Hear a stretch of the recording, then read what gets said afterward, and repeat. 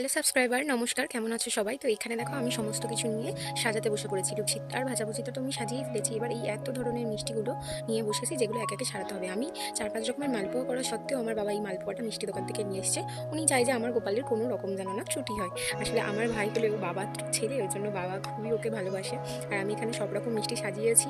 শেষে আর কি বলবো, অনেক মিষ্টি তো আমি দিতেও পারিনি। যাই হোক, আমার তো একটুখানি জায়গা, যার মধ্যে আমাকে সমস্ত কিছু করতে হয়েছে। আর একা হাতে সমস্ত রান্নাবান্না সকাল থেকে একদম ভোরবেলা থেকে উঠে ৪টে থেকে স্টার্ট করেছি গোছানো। তো সমস্ত কিছু করে উঠে এই সাজানোর টাইমটাই মনে হয় কেউ একটা পাশে থাকলে ভালো হতো। যাই হোক, হয়তো অন্যদিন হলে করে উঠতে পারতাম না, কিন্তু ভগবানের ইচ্ছায় আজকে আমি সমস্তটাই করে উঠতে পেরেছি। বিভিন্ন লোক বিভিন্ন রকমের ভোগ দেয়, তবে সবাই চেষ্টা করে জন্মাষ্টমীতে শ্রীকৃষ্ণের প্রিয় ভোগটাই তাকে দেওয়ার। আমি জন্মাষ্টমী উৎসবটা পালন করছি ২ বছর। আমার গোপাল এসেছিল প্রায় ৩ বছরের কাছাকাছি, কারণ আমার কাছে এসেছিল ঠিক গণেশ পুজোর টাইমে। আর ততদিনে তো জন্মাষ্টমী হয়ে গেছে, তাই জন্য এই বছরই আমার ২ বছর হচ্ছে জন্মাষ্টমী উৎসব। আর আমার গোপাল আমার কাছে এসেছে প্রায় ৩ বছরের কাছাকাছি। মানুষ বড়ই অদ্ভুত, কারণ কি বলতো, আমরা যখন কোনো বিপদে পড়ি তখনই ঈশ্বরের শরণাপন্ন হই। তার আগে কিন্তু অনেক মানুষই আছে যারা সুখে ভগবানকে অতটা স্মরণ করে না। আমরা দুঃখে যেমন ভগবানকে বলি এটা দিয়েছো কেন, এটা দাওনি কেন, তেমন সুখেও তো ভগবানকে ধন্যবাদ জানানো উচিত যে এই জিনিসগুলো আমাদের দিয়েছে ভগবান, তার জন্য ধন্যবাদ। এই জগৎ সংসারে যা কিছুই আছে সবই আমাদের ঈশ্বরের। তাও আমরা সবকিছু প্রদান করে অনেকেই অনেকভাবে বড়াই করে বলি যে এটা আমার দেয়, এটা আমি দিয়েছি। আদেও কি তাই? এখানে দেখো করে বেলুনের ফুল দিয়ে সাজানোও হয়ে গেছে।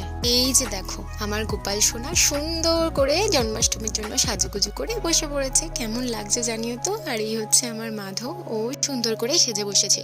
ওদেরই ইচ্ছায় ওরা এইভাবে সেজেছে, জানো তো।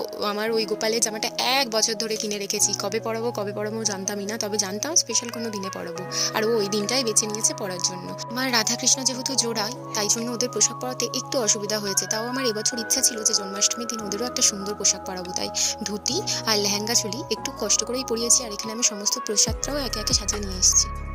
হরিনাম করে আমি আরতি শুরু করলাম।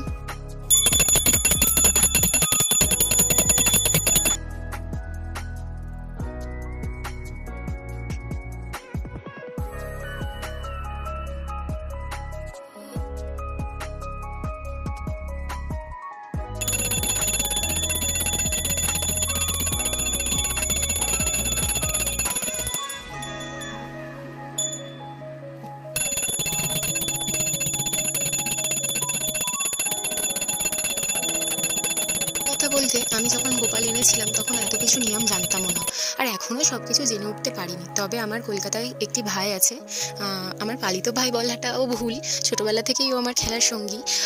আর ওই মাই আমাদেরকে যেই নিয়ম শিখিয়েছে, ওদের বাড়িতেও অষ্টধাতুর